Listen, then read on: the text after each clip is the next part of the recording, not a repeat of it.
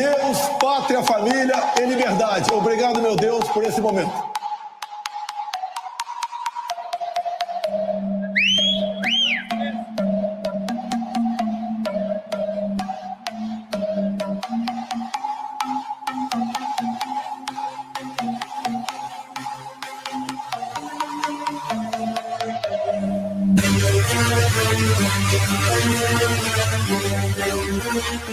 Cristina Grêmio, grande jornalista, conservadora e tem um compromisso com a verdade, né, Cris? Acho que esse é um dos pontos altos na nossa profissão, no momento que ele vem perdendo essa credibilidade. Como é que você vê essa quantidade de pessoas que saíram nas ruas no dia de hoje para apoiar o presidente Bolsonaro?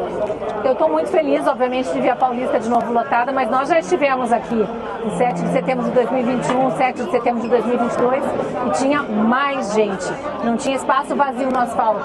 Então ainda temos um espaço a galgar e a gente não pode perder espaço, a gente tem que ganhar mais espaços. Tem muita gente que ainda não acordou para a necessidade de lutar pela nossa liberdade, que está se esvaindo conforme avança essa tirania do judiciário, da toga, do STF especificamente, e com o governo Lula apoiando, né? Apoiando e dobrando a aposta. A gente teve hoje a detenção do jornalista português Sérgio Tavares, poucos dias depois do evento diplomático, do incidente diplomático com Israel. O Brasil de Lula, a sua Polícia Federal, como dizia Flávio Dino quando era ministra da Justiça e Segurança Pública, promoveu esse incidente diplomático agora com Portugal. Então a gente está vendo as liberdades serem tolhidas a olhos vistos e muita gente dormindo ainda. Então é um motivo de muita alegria ver a Paulista colorida de amarelo, cheia de gente pacífica lutando pela liberdade, mas a gente quer mais. Eu acho que precisa mais gente acordar, seja nas redes sociais, seja se manifestando em entrevistas, aonde puder, na mesa de casa, conversando sobre o que está acontecendo no Brasil e não se deixando manipular. É isso, Cris. Muito obrigada. Que hoje seja o início de uma nova história, né, para nós. Obrigada. E o Bruno Moza também está aqui com a gente, né, fortalecendo esse apoio ao presidente Jair Bolsonaro. Bruno, que bom ter conosco aqui no Fator Político, nessa transmissão junto que eu te atualizei. Qual que é o sentimento de ver a Paulista lotada novamente, depois de tudo que a gente tem passado, de toda essa perseguição política? Emocionante. Olhando os dois lados aqui, vendo a dimensão que a gente está passando, eu realmente acho emocionante. Eu queria que cada vez mais pessoas despertassem para isso. Eu tenho viajado em vários países da América Latina fazendo, inclusive documentários, quem me viu em Cuba, na Venezuela, em El Salvador. Enfim, entender que a gente não precisa chegar na beira do abismo, como esses países que eu mencionei que eu fui visitar, chegaram para que nós possamos fazer um movimento forte como esse. A gente consegue salvar antes disso, não esperar chegar a uma inflação astronômica, a mais de 50% abaixo da pobreza. Enfim, eu acho que são pontos importantes que a gente precisa passar essa mensagem para as pessoas. E uma coisa que eu venho falando nas minhas redes sociais, nas entrevistas, na televisão, nos programas que eu participo, se posicione, gente. Se posicione, não tenha medo, não é se posicionar por falta de respeito, não é isso, mas se posicione, dê a sua opinião, passe isso adiante para as pessoas do teu lado. Só assim a gente vai começar a passar mais coragem. Coragem estimula coragem. Isso aí, obrigada, viu? E a gente volta seguindo aí, acompanhando tudo que está acontecendo lá no caminhão principal. Hoje nós estamos dando um recado a muitas pessoas de que homens e mulheres com coração verde e amarelo não desistirão do nosso país. Mas também é um recado, não somente aos poderosos, mas também para nós mesmos, brasileiros e brasileiras, que estavam desanimados, desesperançosos, de que essa geração será marcada por uma geração de homens e mulheres que persistiram e não desistiram. Nós temos diversas pessoas nesse país que ficaram desanimadas, mas eu quero trazer aqui duas pessoas. Moisés, ele não chegou a ver e entrar na terra prometida, mas teve um jovem chamado Caleb que entrou. Mas se não fosse a força de Moisés, Caleb não teria entrado. Talvez nós não veremos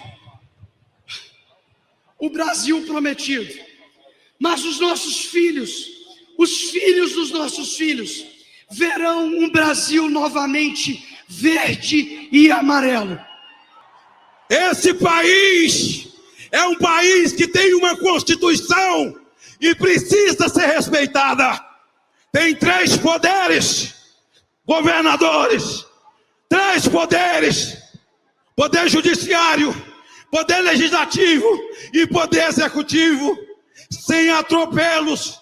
Um necessariamente precisa respeitar o outro. Chamo a atenção para o presidente do Senado, para o presidente da Câmara, para o presidente do Supremo, para o Executivo. E encerro nesse meio minuto. Já fui avisado pelo pastor Silas Malafaia. Diga comigo sobre Israel. Nenhum ditador no mundo, eles atacam Israel. Eles atacam, querem a destruição de Israel.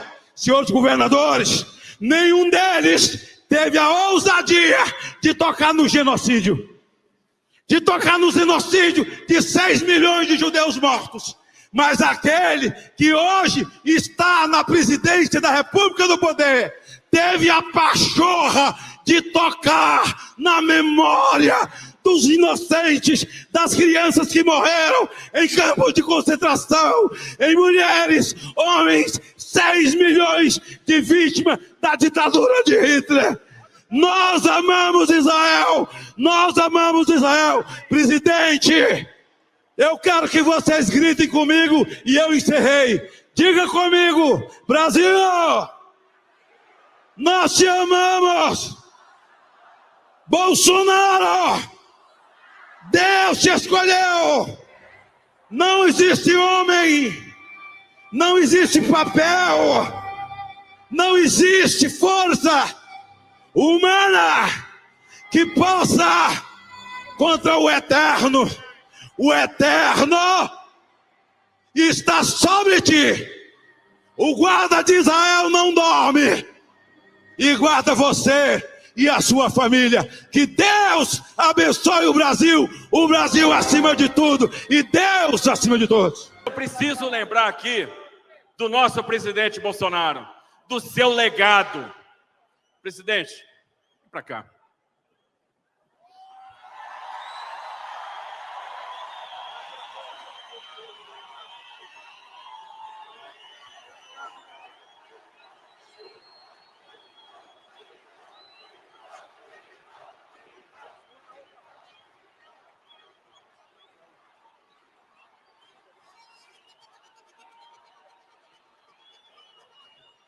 Minha gente, quem eu era?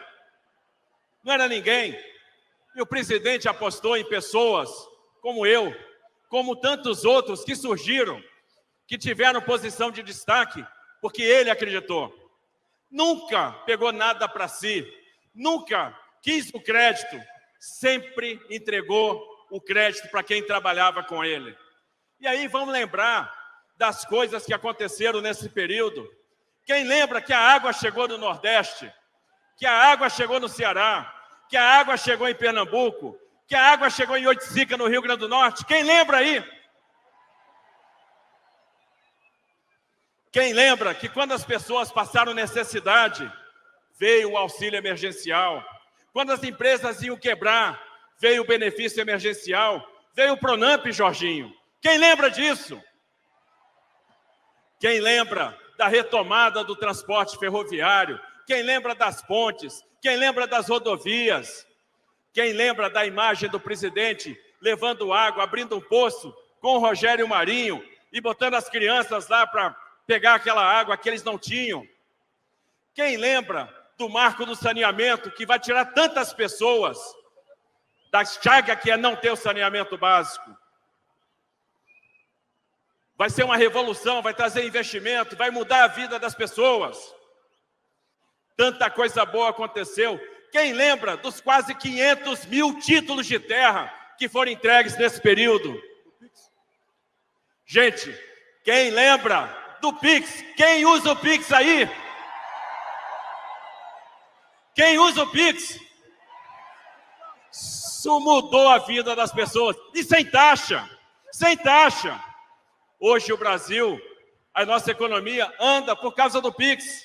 Um presidente que abaixou imposto, aumentou a arrecadação e entregou o Brasil com superávit. Um presidente que só se preocupava com as pessoas. Estava na sala com o presidente e o Paulo Guedes, quando ele disse, se fecharem tudo, as pessoas não vão ter como viver, precisamos bolar uma saída, precisamos de um auxílio. E quantas pessoas foram resgatadas? Quantas vezes ele entrou na casa das pessoas para abrir a geladeira, para ver o que as pessoas tinham? Quanta sensibilidade, quantas vezes ele chorou? Quantas vezes ele chorou por causa das pessoas? Quantas vezes ele dobrou o joelho a Deus? Um presidente que sempre respeitou Israel e a luta do seu povo. Um presidente que sempre defendeu a liberdade acima de tudo. Eu vou falar para o presidente, eu não vou chamar nem de presidente agora, eu vou chamar de Bolsonaro, meu amigo Bolsonaro. Você não é mais um CPF, você não é mais uma pessoa, você representa um movimento, você representa todos eles que aprenderam, que descobriram que vale a pena brigar pela família, que vale a pena brigar pela pátria, que vale a pena brigar pela liberdade. Você nos ensinou valores, você nos mostrou o caminho, e por isso, nesse dia, a única coisa que a gente pode dizer é muito obrigado, Bolsonaro. Que Deus te abençoe, nós sempre estaremos juntos.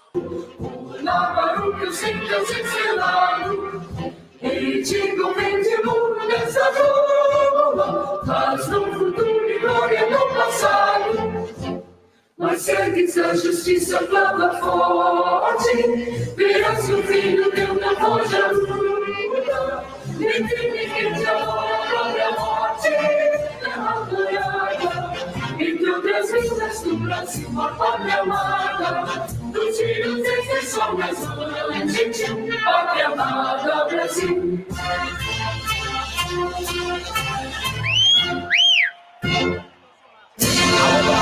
Alô, Brasil! Alô, Brasil! Não merece estar vivendo por esse momento, onde tão pouquíssimos, causam tão males a todos nós. Nós sabemos que o mal não é eterno, mas lá, na caixa de ferramenta, que a Bíblia brasileira, que a Bíblia cristã, está escrito que nós devemos fazer tudo o que está ao nosso alcance. Quando não mais for possível, entreguemos na mão de Deus. Nós ainda podemos fazer muito pela nossa pátria. A liberdade é um bem maior. Mas ao longo dos meus 4 anos de presidente da República, nós aprendemos que esse bem não é pétreo, não é eterno. Como um grande amor, todos os dias você tem que se preocupar com a sua liberdade. Lembro lá, nos idos de 2018, no dia meia dúzia de setembro, em Juiz de Fora, cidade do nosso governador Zema, eu fui covardemente agredido. Um cara, ex-filiado ao PSOL, me esfaqueou. E eu lembro muito bem, fui muito bem atendido pelos médicos e enfermeiros da Santa Casa de Juiz de Fora. Depois vim para o Heisen, aqui em São Paulo. Nas mãos do doutor Macedo, o outro milagre. Logicamente que eu devo minha vida a Deus, mas me lembro muito bem, naqueles momentos de rara lucidez, eu pedi apenas uma coisa a Deus, que Ele não deixasse órfã a minha filha Laura, então com 7 anos de idade. Por que eu falei isso? Porque quando a gente fala Estado Democrático de Direito, quando ele não é respeitado, nós fabricamos, ou melhor, aquela minoria fabrica órfãos de pais vivos. É lamentável o que vem acontecendo. O abuso por parte de alguns, que trazem a insegurança para todos nós. Quem sou eu? Eu sou igual a vocês. Sou aqui do lado, em direção a Curitiba, da pequena cidade de Eldorado Paulista. Talvez 4.000 habitantes. Mas ali eu me criei. Ali eu conheci a luta armada em 1970, onde foi executado pela esquerda, a pauladas, o tenente da então Força Pública de São Paulo, Alberto Mendes Júnior. Quis o destino que eu entrasse na carreira das armas, cursasse a Escola Preparatória de Cadência em Campinas, a Academia Militar em Resende, e saísse mundo afora. Minha última unidade de combate foi na longínqua Niuaque, Mato Grosso do Sul. Dali voltei para o Rio e entrei numa campanha de vereador. Sem nada, consegui me eleger. Depois, me elegi deputado federal. Fiquei por 28 anos dentro da Câmara. Muitas vezes discursando para as paredes, mas sentia que algo estava para acontecer. Em 2014, disse que seria presidente da República, lá no sagrado pátio da Academia Militar das Agulhas Negras, em Resende. E aconteceu. E eu tinha que fazer algo diferente do que sempre fizeram pelo Brasil. Escolhi, após a posse, ministros técnicos e combatentes, muitos hoje consagrados na política, como o governador de São Paulo, Tarcísio de Freitas. O homem que pegou um orçamento minúsculo e fez grandes obras pelo Brasil. E não só foi obras de infraestrutura, não. Obras também em portos e aeroportos, que são de infraestrutura, mas obviamente fora da área terrestre. Escolhi também, acabou de sair daqui, o Marcos Pontes, o ministro da Ciência e Tecnologia, que orgulha o Brasil, inclusive fora da nossa pátria. Tivemos a Tereza Cristina da Agricultura. O nosso agronegócio é um exemplo, é algo que nos orgulha a todos no Brasil. Inclusive, durante meus 4 anos, o MST não apareceu, não deu as caras, porque nós titulamos para mais de 400.000 pessoas o seu pedaço de terra. E deixo claro, 80% dos títulos foram para as mãos das mulheres. Assumimos 18 e 19. Aprovamos com o Parlamento Brasileiro a Lei da Liberdade Econômica. Entramos em 2020. Lamentavelmente, a pandemia apareceu. Um sinal de interrogação para todo mundo, como em parte ainda é no dia de hoje. Fizemos o possível para atender a todos o Brasil. Demos auxílio emergencial para 68 milhões de pessoas. E as mulheres, mães, recebiam o dobro desse valor. Muita coisa foi aprovada, com programas de Pronamp e BEM, cuja iniciativa foi do então senador Jorginho Melo, atual governador do estado de Santa Catarina. Também, mais para o final do ano, aprovamos o Bolsa Família, onde o governo anterior pagava em média R$190, pagamos R$600, com responsabilidade fiscal. Com a ajuda do parlamento, tendo em vista a inflação no mundo todo, aprovamos não a redução, mas a total isenção de imposto federal para os combustíveis no Brasil. Em São Paulo, no final de 22, a gasolina ficou abaixo de R$5. O etanol ficou na casa dos R$2,50. Com esses ministros, como o João Roma, que está aqui, que cuidou dessa parte do social, nós fizemos o Brasil crescer. O Paulo Guedes foi um gigante na economia.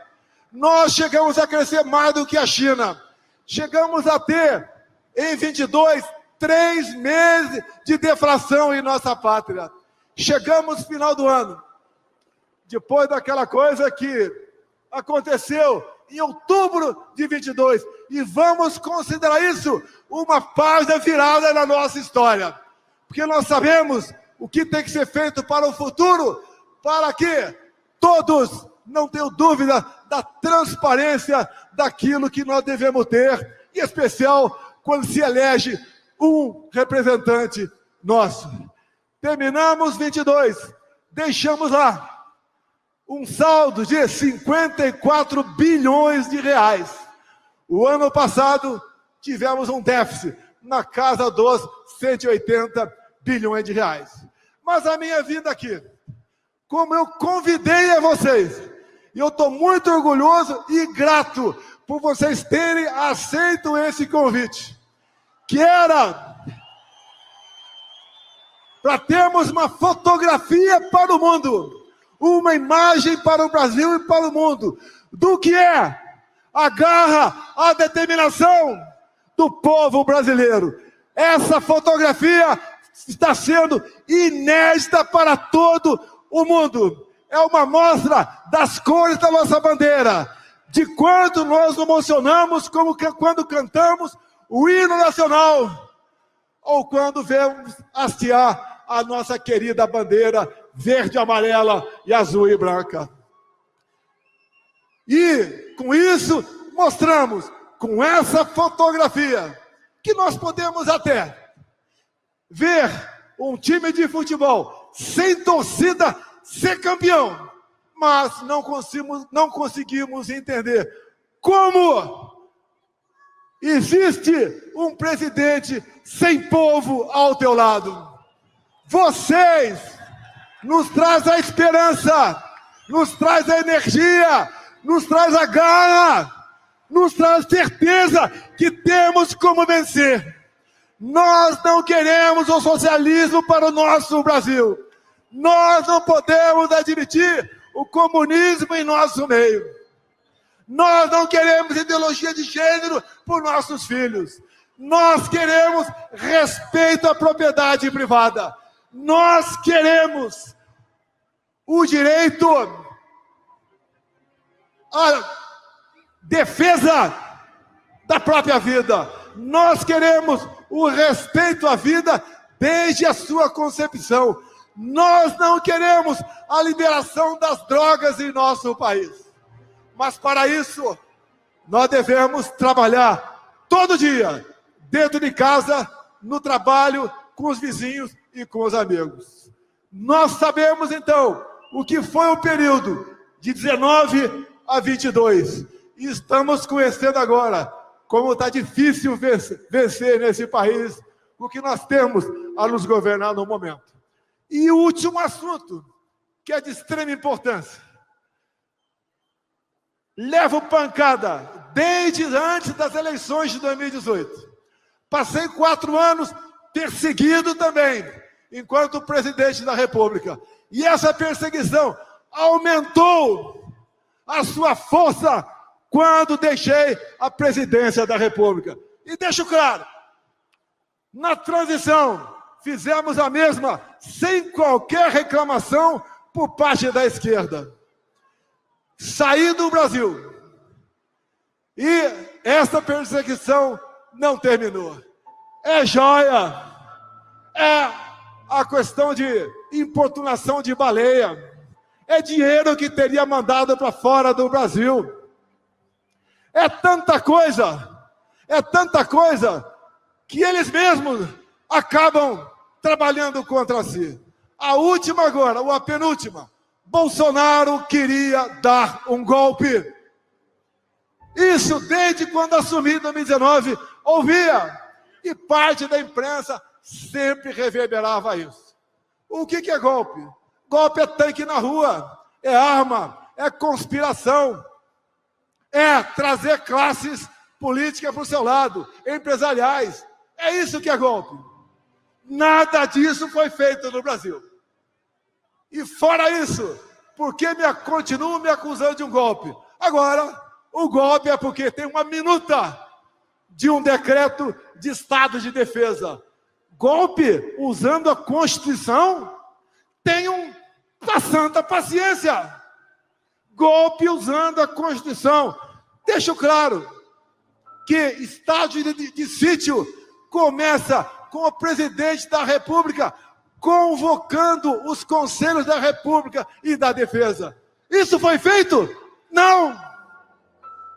Apesar de não ser golpe, o estado de sítio não foi convocado ninguém dos conselhos da República e da Defesa para se tramar ou para se botar no papel a proposta do decreto de estado de sítio. O segundo passo do decreto de estado de sítio, após o presidente ouvir os conselhos, ele manda uma proposta para o parlamento. E essa proposta é analisada pelo parlamento. E é o parlamento quem decide se o presidente pode ou não editar um decreto de estado de sítio. O estado de defesa é semelhante. Ou seja, agora querem entubar a todos nós que um golpe usando o dispositivo da Constituição, cuja palavra final, quem dá é o parlamento brasileiro, estava em gestação. Creio que está explicado essa questão. Teria muito a falar. Tem gente que sabe o que eu falaria, mas o que eu busco, Caiado, é a pacificação, é passar uma borracha no passado, é buscar maneira de nós vivermos em paz, é não continuarmos sobressaltados, é por parte do parlamento brasileiro, Nicolas, Gaia, Zuco, Feliciano, meus colegas aqui do lado, é uma anistia para aqueles pobres coitados que estão presos em Brasília. Nós não queremos mais que seus filhos sejam órfãos de pais vivos. A conciliação. Nós já anistiamos no passado quem fez barbaridade no Brasil. Agora, nós pedimos a todos 513 deputados, 81 senadores, um projeto de anistia para que seja feita justiça em nosso Brasil. E quem, porventura, depredou o patrimônio, que nós não concordamos com isso, que pague. Mas essas penas fogem ao mínimo da razoabilidade. Nós não podemos entender o que levou poucas pessoas a penarem tão drasticamente esses pobres coitados que estavam lá no 8 de janeiro de 2023. A defesa que eu queria, já fiz para vocês. Essa fotografia vai rodar o mundo. Vai rodar o mundo. Tenho certeza disso. E após esse pronunciamento, a gente pede a Deus que ilumine a todos, até aqueles poucos ou raros que nós não gostamos, para que volte a normalidade, que volte a pensar com o coração, com a razão, e nós possamos fazer com que o nosso Brasil prossiga na sua marcha. 2024 agora, temos eleições municipais. Vamos caprichar no voto, em especial para vereadores. E também, porque eu quero dizer, para prefeitos também. E nos preparemos para 26. O futuro a Deus pertence. Nós sabemos o que deve ser feito no futuro para que o Brasil tenha um presidente que tenha Deus no coração, que ame a sua bandeira, que se emocione quando canta o seu hino nacional, que respeite a família brasileira e que ame de verdade o seu povo. Vocês são os responsáveis por mim e pelo Tarcísio estar aqui. Nós somos privilegiados. Se bem que, no momento, porque eu não tenho mandato, porque nós podemos decidir o futuro de todos vocês. E também dizer que nós não podemos concordar que um poder tire do palco político quem quer que seja, a não ser por um motivo extremamente justo. Não podemos pensar ganhar as eleições afastando os opositores do cenário político. Então, a todos vocês, meus irmãos, minhas irmãs, meus amigos, eu quero agradecer a vocês, agradecer a nossa Polícia Militar, que está fazendo o trabalho de segurança. Uma salva de palmas para a Polícia Militar!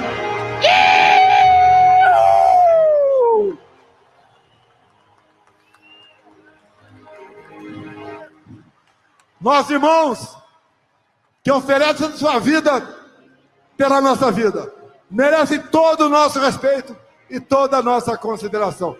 Também a Polícia Civil que está por aqui. Também a Guarda Metropolitana do Ricardo Nunes, que está se fazendo presente aqui também. Obrigado.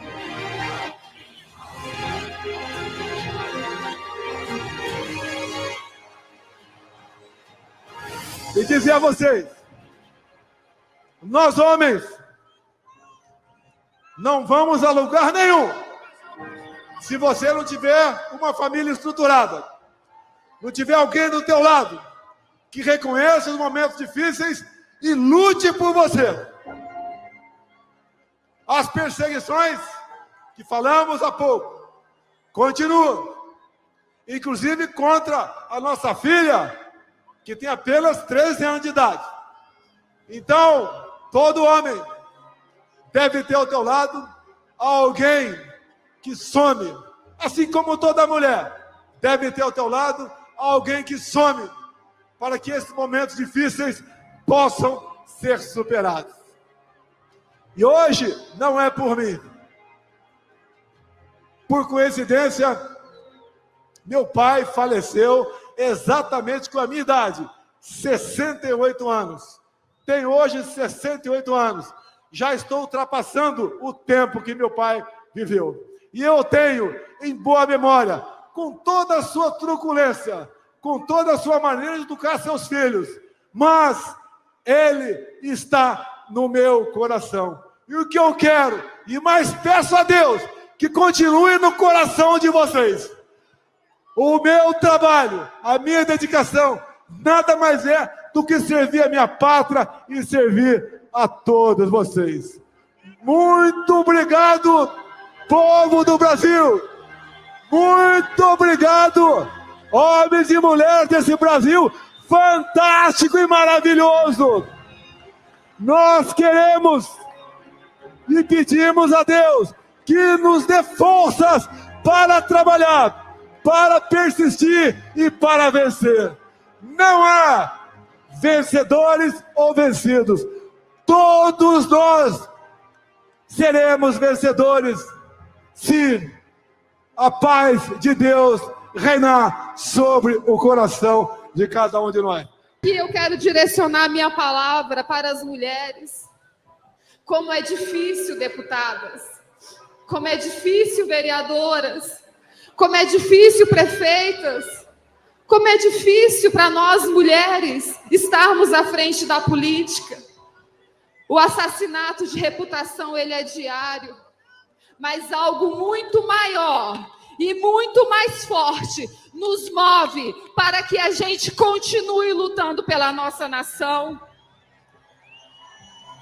Sim, Por um bom tempo nós fomos negligentes, sim, ao ponto de falarmos que não poderiam misturar política com religião. E o mal tomou, o mal ocupou o espaço. Chegou o momento agora da libertação. Conhecereis a verdade e a verdade vos libertará. Foi um versículo que ele usou em toda a campanha e eu creio que isso foi gerado no mundo espiritual. Porque eu creio num Deus vivo, um Deus todo-poderoso que é capaz de restaurar, de curar a nossa nação.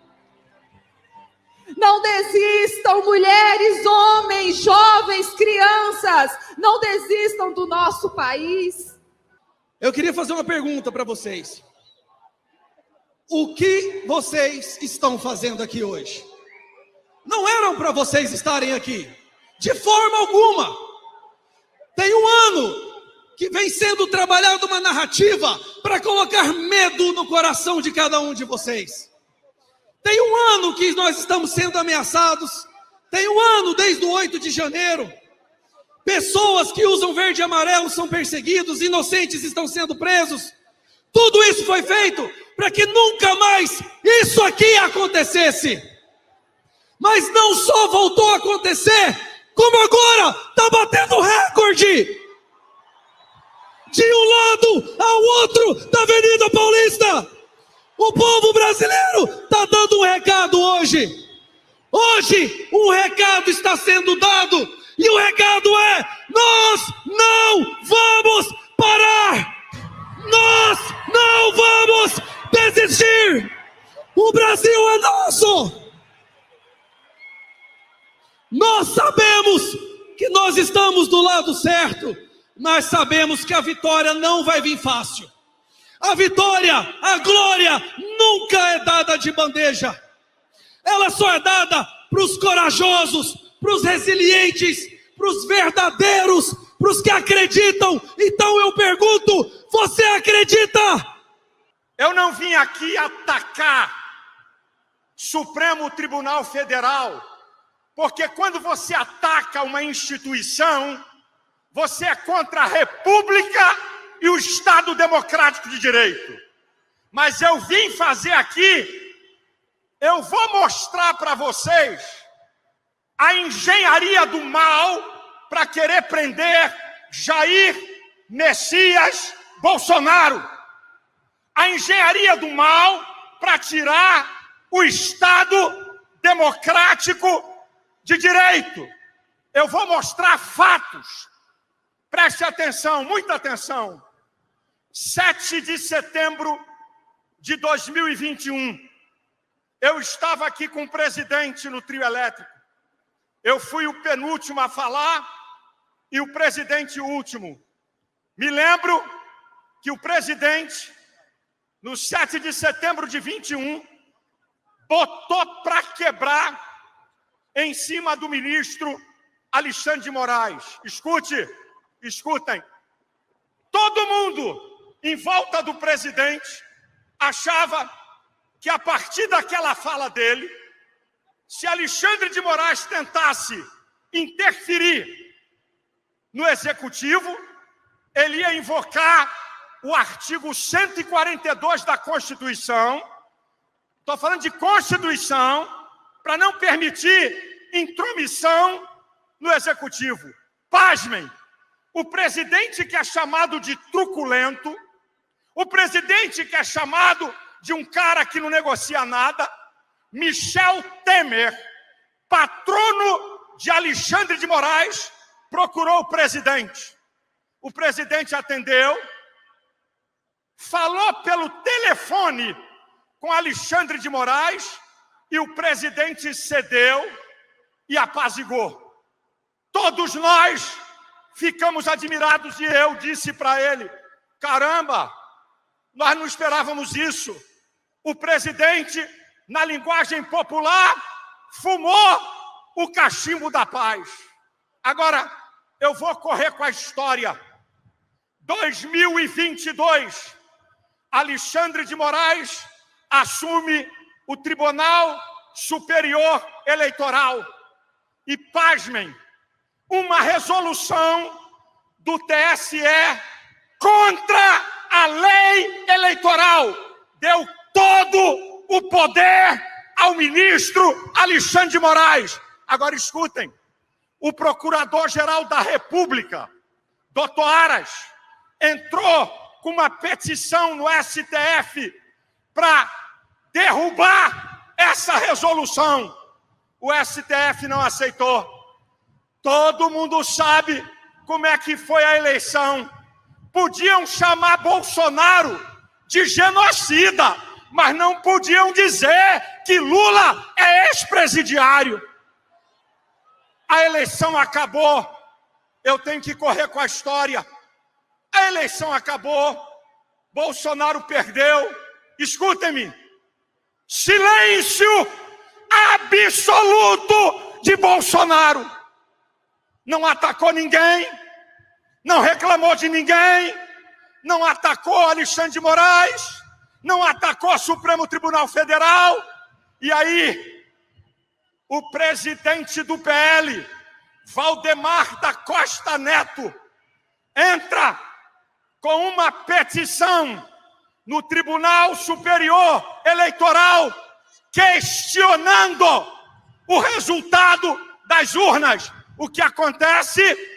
Alexandre de Moraes dá uma multa de deboche, 22 milhões de reais, o número do PL. Agora eu vou parar a história.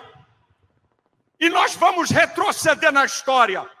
2014, Aécio Neves, do PSDB de Alexandre de Moraes, perdeu a eleição. Dia 30 de outubro de 2014, o PSDB de Alexandre de Moraes entrou com uma ação no TSE, questionando o resultado das eleições e questionando as urnas eletrônicas. Sabe o que aconteceu? Nada. Nada. O PSDB de Alexandre de Moraes não foi multado. Era um direito constitucional questionar a eleição. Eu vou correr com a história. Bolsonaro calado foi embora para a América, sem atacar ninguém, sem falar mal de ninguém. Chegamos no dia 8, o fatídico dia 8. Baderneiros que nós não concordamos quebraram em Brasília. Começou então a narrativa de golpe. Eu tenho algumas perguntas para fazer à imprensa que está aqui e ao povo brasileiro. Eu quero perguntar, primeiro, por que Lula saiu às pressas de Brasília e foi para Araraquara? A enchente em Araraquara foi dia 28 de dezembro. 10 dias antes, ele foi avisado que ia ter baderna? Outra pergunta, cadê os vídeos gravados pelas câmeras do governo? Cadê eles? Cadê os vídeos que estão em posse de Alexandre de Moraes? O povo tem que saber quem está por trás dessa safadeza e daquela baderna.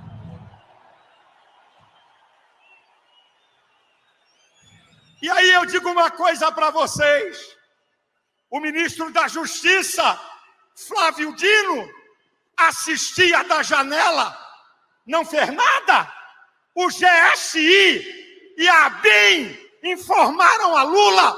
E outra, escute, brasileiros, porque o chefe do GSI, General Gonçalves, porque Alexandre de Moraes não mandou prender ele, porque ele não foi indiciado, porque se foi golpe, ele foi a favor do golpe. Isso é uma vergonha, gente. É uma narrativa vergonhosa. Escute, Escute, por favor. Isso aqui é sério. Eu estou mostrando a história real. Golpe contra um mandatário tem arma, tem bomba, tem planejamento mau. Uma mulher com a Bíblia e o crucifixo, católica, que entrou no Senado e sentou na mesa do presidente do Senado, golpista, 17 anos de cadeia. O Clesão, membro da minha igreja, trabalhador, foi ver a baderna, foi preso, doente. O procurador pediu a liberação dele. Alexandre de Moraes não deu. Ele morreu. O sangue de Clésio está na mão de Alexandre de Moraes e ele vai dar conta a Deus. Escutem, escutem. Eu volto à história e vocês vão ficar de boca aberta. 2014, o prédio da presidente do STF, Carmen Lúcia, foi pichado. O MST, em uma rede social, disse: fomos nós, não foram chamados de golpistas, não aconteceu nada. Outra, 2014, o deputado Vadir Damus, do PT, disse: tem que fechar o STF, que eu não concordo. Não aconteceu nada com ele. 2006, escutem, o MST invadiu o Congresso Nacional, 24 feridos, um em estado grave. Sabe o que é que eles foram chamados? Manifestantes. 2014, o MST tentou invadir o STF. E deixa eu dizer uma coisa: se não fosse a coragem e o sangue dos policiais da PM de Brasília, ia ter uma carnificina. 30 policiais feridos, 8 em estado grave. Ninguém chamou de golpe, nem de golpista. Manifestantes. 2017, o PT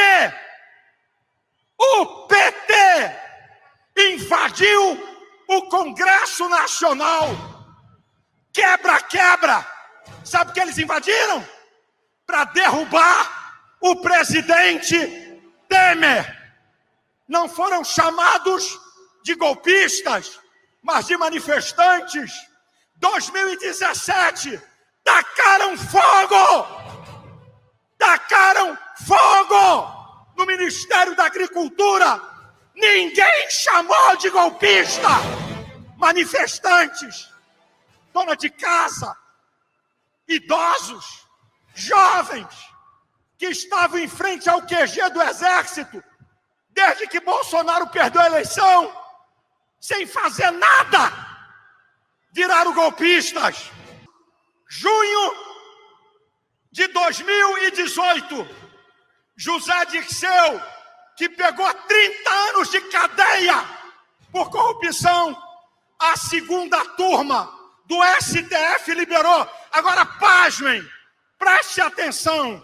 Em outubro de 2018, José Dirceu disse: tem que tirar o poder do STF. Olha o que ele fala. Olha, o poder judiciário tem que acabar. Ninguém fez nada. Agora escute aqui, gente. Lula não foi julgado pelo STF porque ele não tinha foro. Ele perdeu na primeira instância, ele perdeu na segunda, ele perdeu na terceira e, pasmem, O Supremo Tribunal Federal não deu habeas corpus a ele. O Supremo Tribunal Federal concordou que ele era corrupto e ladrão. Eu já estou encerrando. Bolsonaro, ele não tem foro no Supremo Tribunal Federal. Ele tinha que ser julgado pelas instâncias. Mas eu estou terminando a minha palavra e quero que vocês pensem, a imprensa pense, deputados, senadores e governadores, pare para pensar. Um Estado democrático de direito, como Estados Unidos, Alemanha, França, Itália e vai por aí afora, ninguém tem medo de falar em manifestação. Ninguém tem medo de expor seu pensamento nas redes sociais. Olha o que está acontecendo no Brasil. Deputado com medo de falar. Senador com medo de falar. Brasileiros com medo de falar. Que democracia é essa? Que o povo está com medo de falar. O Estado democrático está em perigo. Alexandre de Moraes disse que a extrema-direita tem que ser combatida na América Latina. Como o ministro do STF tem lado? Ele não tem que combater nem a extrema-direita, nem a extrema-esquerda. Ele é guardião da Constituição.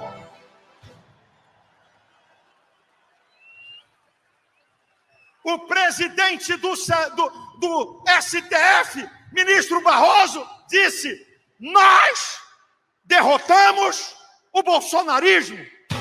Isso é uma vergonha, é uma afronta ao povo. Eu quero dizer, sabe quem é o supremo poder dessa nação?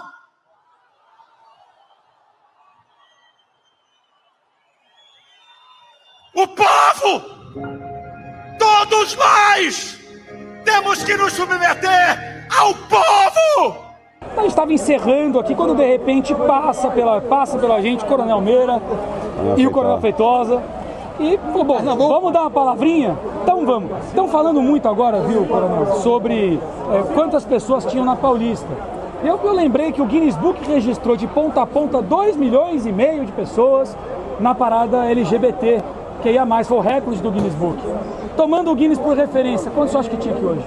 Passou tanto que eu mantive contato aqui com o comandante da Polícia Militar de São Paulo, que estava aqui no terreno, e eles não vão dar o número, porque ultrapassou todos os limites de controle. Então, com certeza, passou e passou muito. O maior evento da Avenida Paulista da história do Brasil. Isso eu não tenho dúvida. Coronel Feitosa, então se a gente teve o maior evento da história do país, em número de pessoas, não vamos falar do quantitativo, vamos falar do qualitativo. O que é que o senhor viu por aqui hoje? Eram opressores fascistas? Como é que estava isso aqui hoje? Olha, é impressionante porque você vê cidadãos de bem, pessoas que vieram com seus filhos, com seus pais. Tiramos uma foto, eu e Meira, com o senhor Paulo Teixeira, de 83 anos, estava até agora aí. E isso demonstra aquelas pessoas que trabalham, que produzem, que pagam impostos. E uma coisa que o presidente Bolsonaro agradeceu e disse, olha, o que vai ficar de tudo que aconteceu aqui, mais do que as palavras do Silas Malafaia foram contundentes. As palavras do presidente Bolsonaro extremamente agradecido, emocionado, a dona Michele, mas o que vai ficar é a fotografia. E para aqueles que não queiram crer, para aqueles que não entendem o que está acontecendo com o Brasil, para aqueles que querem continuar fazendo com que se diminua a fé cristã, que se oprima as crianças, para que se tire liberdade e que se questione a questão da justiça, vai ficar uma fotografia, e uma fotografia fala mais do que 1000 palavras. Olha, por falar em fotografia, em falar mais do que 1000 palavras, eu vou lançar uma última bola aqui, não precisa responder se não quiser. Da fotografia para o vídeo, as mensagens que ecoaram aqui hoje, O mundo está vendo isso aí. O jornalista português Sérgio Tavares, que quase foi detido no aeroporto, Silas Malafaia levou para o carro de som e a gente sabe que o mundo inteiro estava cobrindo o evento de hoje. As palavras que narraram as decisões jurídicas ou injurídicas no país, a história de Bolsonaro e do povo que sofreu até aqui, isso vai ecoar pelo mundo. Vocês têm uma expectativa do que pode acontecer a partir do dia de hoje? Há uma expectativa? Com certeza, uma expectativa muito boa. O povo brasileiro, a família brasileira mostrou para o mundo que é pacífica, que é a paz. Agora quer que respeite os seus direitos. Nós temos que ter exatamente a harmonia dos poderes, legislativo, judiciário, tá certo? E executivo. Não pode acontecer o que está acontecendo hoje, tá certo? A gente vive uma ditadura da toga e um executivo que está desrespeitando o mundo, que está patrocinando, tá certo, o maior grupo terrorista do mundo, o Hamas. Então isso é muito ruim. Isso é muito ruim para exatamente tudo que acontece. Isso vai refletir diretamente na economia, na nossa economia, porque o mundo está vendo que o Brasil está tomando um rumo errado, um rumo exatamente para apoiar o terrorismo no mundo. E se impacta na economia, porque impacta na liberdade, né, Feitosa? Como é que a gente pode ter liberdade de investir sem a segurança da propriedade privada, sem a segurança jurídica para os contratos, sem a segurança econômica do retorno, e isso bate no emprego, no preço da prateleira, na vida do cidadão. Você acha que a vida do cidadão botou na rua hoje? Olha, sem dúvida alguma, o Brasil mudou. E mudou para pior em tudo. Isso é lamentável. E eu quero ratificar e aproveitar as palavras de Rimeira, fazer minha, mas também, mais uma vez, voltar ao que falou o presidente Bolsonaro. Ele faz aqui na Avenida, com mais de 2 milhões, 3 milhões de pessoas, de todo o Brasil e do mundo, e o mundo assistindo, ele fez ali um pedido onde ele pede uma anistia, onde ele pede a paz, para que o Brasil possa sair desse conflito e veja a grandeza dele, né? Ele pede a paz, ainda com o opositor maior dele no governo. A volta do povo na rua, o fim do medo e o princípio desse enfrentamento da tirania que a gente vive no Brasil. Os discursos foram exemplares, houve muita inteligência. O Silas Malafaia fez um segmento histórico, né? Traçou um liame histórico excelente para mostrar não só para a nossa população, mas para toda a mídia internacional o que efetivamente aconteceu no Brasil nos últimos 10 anos. E isso tem, além da clareza com que ele se comunica, isso tem uma importância fundamental justamente para mostrar para todos o que nós estamos vivendo aqui no Brasil. E no final o discurso, né, foi fechado com o discurso de Bolsonaro, e com o qual eu me emocionei bastante, principalmente no momento que ele fala sobre a anistia que ele espera para os nossos assistidos, né? Todos os nossos patriotas que vêm sofrendo mais do que ninguém com a arbitrariedade do STF. Então, foi muito bom estar aqui. Um abraço a todos da nossa audiência Fator Político BR. É uma honra estar aqui nessa festa da democracia. Realmente, nós fizemos aqui o grito da vitória dos brasileiros. Teve oração, teve choro, teve emoção em todo o tempo e principalmente Bolsonaro se defendeu de todas as acusações com racionalidade e com muita destreza. Fora outros parlamentares que discursaram anteriormente a ele, que deram realmente um show de democracia. Dessa vez vai esta foto maravilhosa da Paulista de ponta a ponta, Berenice, de ponta a ponta, fora as ruas paralelas lotadas, completamente lotada. Pode-se estimar aí um pouco mais de 700 mil, acho que 1 milhão pode-se estimar aqui que teve na Paulista no dia de hoje. Deus abençoe vocês. Muito obrigado, Paulista! Muito obrigado, São Paulo! Muito obrigado, Brasil!